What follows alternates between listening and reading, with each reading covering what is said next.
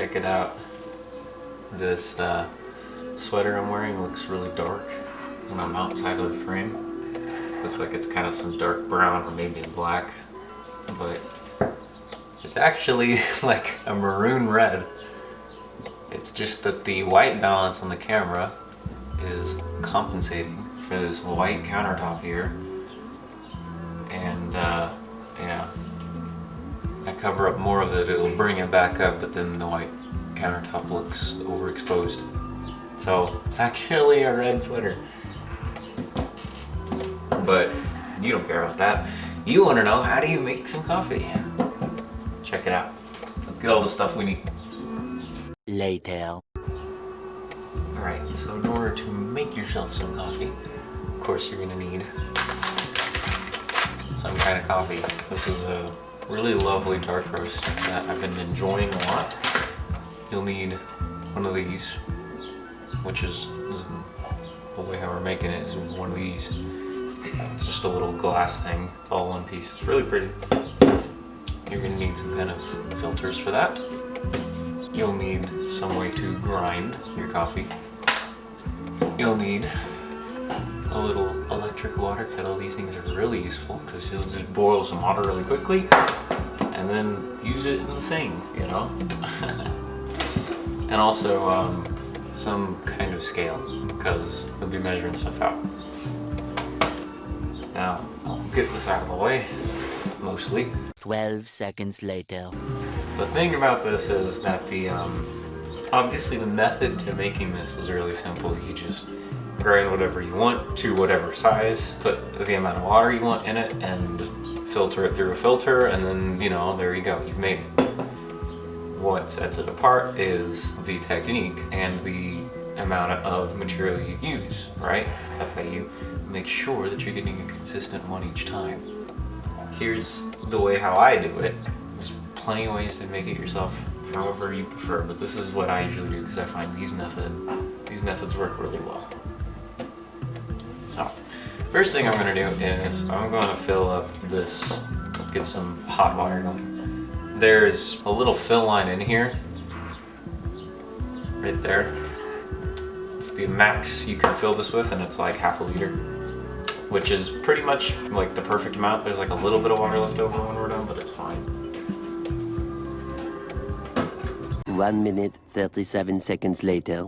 So now we've got some liquid in there. Go ahead and tap this up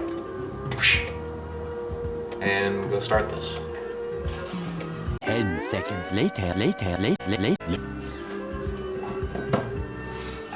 Now, while that's going, I'm going to turn this on. You can already hear it starting to hiss because it just started.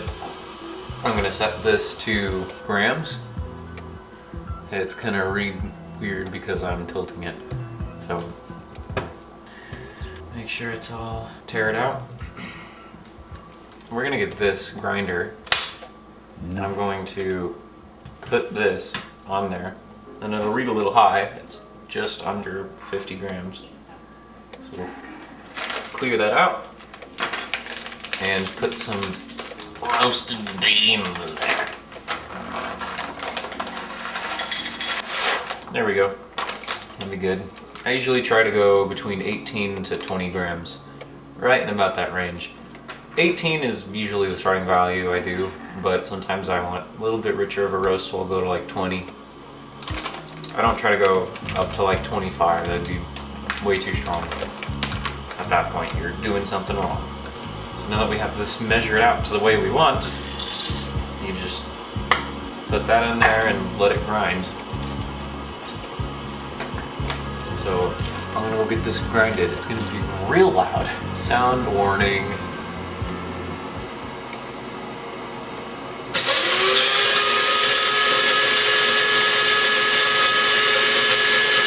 Many silly hand movements later.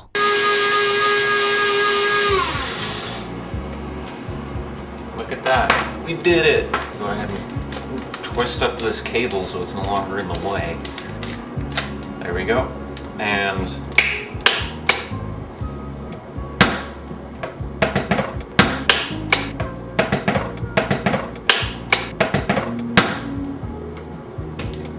it out. Got yourself some good stuff there.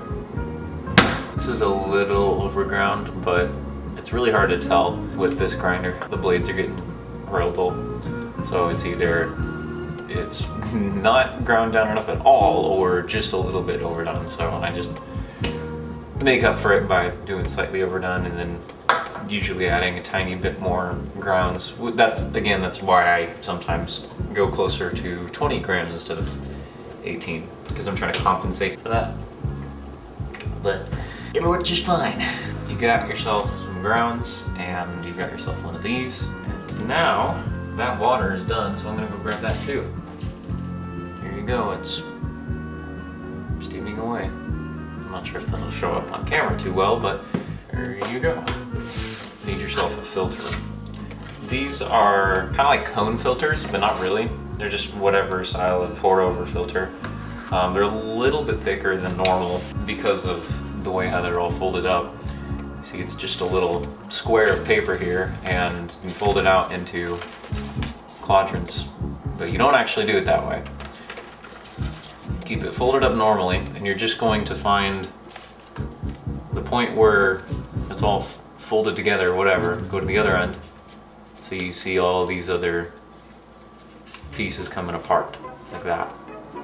All you have to do is put your finger into one of them. So, anywhere, whoa, it doesn't matter. You just gotta find it, like that, and there you go. Because you're just trying to make it into a cone. So one side is gonna have like only one layer of paper, and the other side is gonna have like 3. That's just how these work. On this, the pour spout, you're gonna want the thicker side pointing towards that, not the other way around. This will help it form a better seal. So yeah, you just kind of set it in there and it'll be like a little crooked whatever. And turn the scale back on, tear it out. There we go. Now what we're gonna do here is we're actually going to pour a little bit of this water in here, and I mean just a little bit to help it adhere to the glass a little bit better. Just like that. Maybe I'll do a little bit on this side too, because that side's stuck.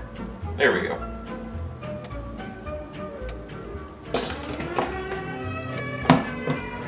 Yeah, see, I didn't use very much at all because the scale doesn't even register a single gram. So, whatever. And this is also kind of helping to preheat the glass just a little bit. This isn't going to really preheat it too much because I barely put anything in there, but whatever. Take these and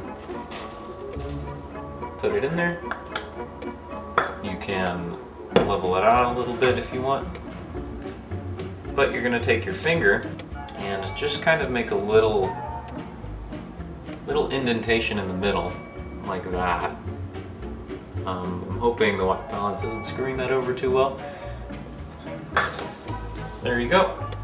You clean that out. Now what you're going to do is you're going to pour some of the water in really slowly, starting in the center, and then working your way out towards the edges. In fact, I can probably even move the camera so you can see a better top-down view of the thing. Let's see. Yeah, that's looking good. That's looking better. So I'm just gonna pour just enough to cover the top.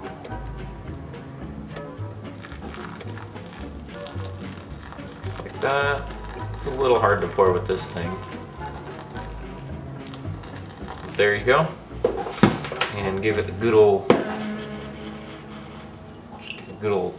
twist, and then let it do its thing. This is called yeasting. I don't remember what it's called, but it's basically because the roasting process, it releases a certain amount of CO2 from the beans. So when you first pour, the first little pour that you're going to do is going to release a lot really quickly, especially so if these are brand new or if your roast is super fresh. As it sits in the bag, it'll off gas and release just a little bit. But really, that's like all you need to do there. You see, this is already mostly done, and I didn't put very much at all. In fact, I might have done a little bit too much, but you really don't need a whole lot.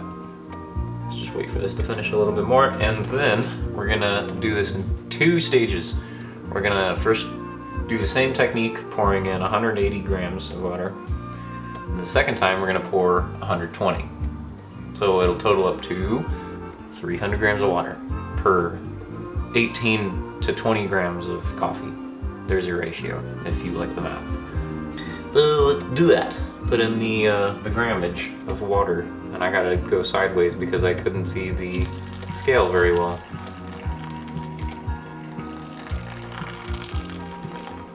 $90, $100, $130, $140, $50. Oh, it jumped up quite quickly because I was pouring fast.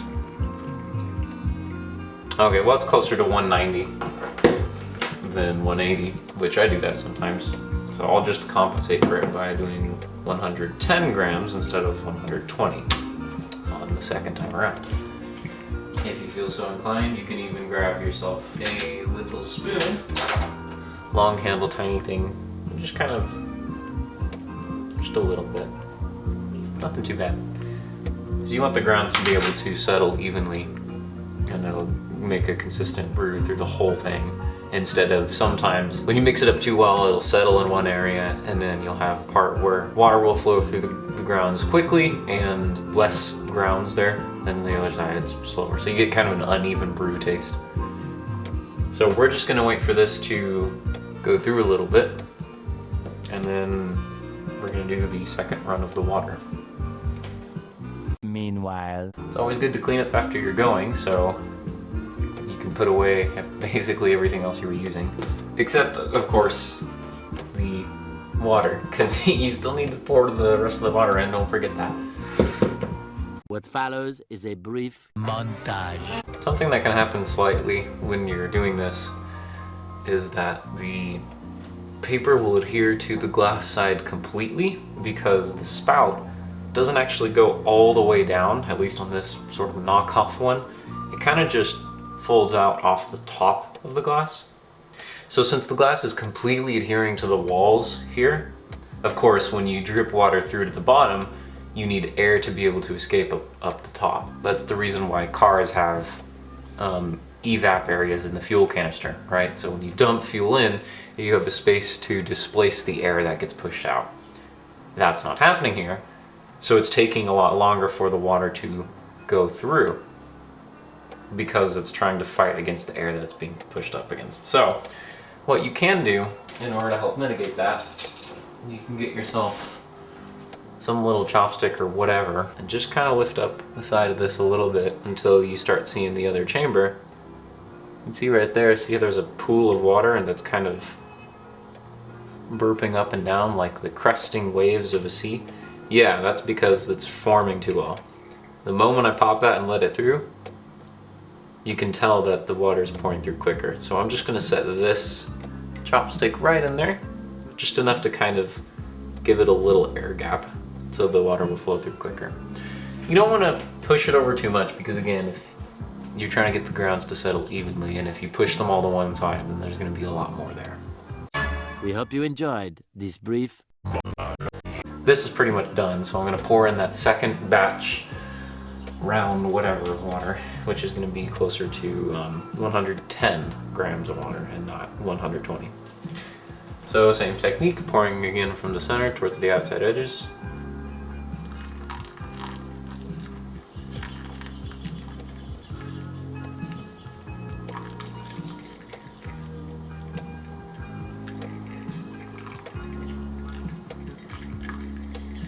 Oop, just a touch more. There we go. All ones. So I must have trying to figure out where the hell the light's coming from. There we go. All ones. So I must have scored out on that easily. Once again, I'm going to give this a right old twist. I'm going to use this one as well. And there we go. Now technically at this point I don't need to keep this on this scale. I don't even need the scale because you're done. We can remove that and let this do its magic while I go put the scale away. I'll be even kinder and set the camera down so you can see it at level. But yeah, check it out. Look at it go. Wahoo! Yippee! Woo!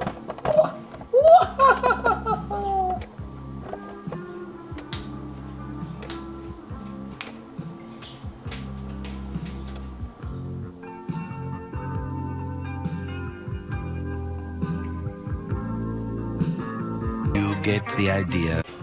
Alright, well, this is done now. So we can just throw away the funny paper. Do this. It's like the world's weirdest icing bag. I'll just go ahead and throw that away.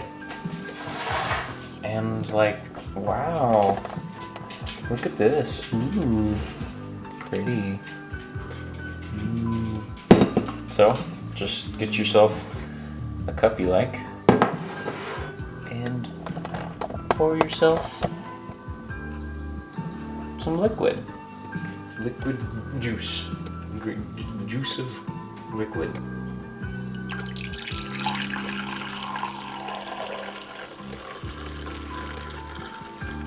This cup's a little smaller, so this is gonna be quite full.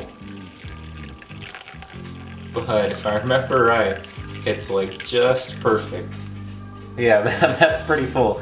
And there's only a tiny bit in here, so it's pretty much the right amount of water. But there's that. I think that's cool.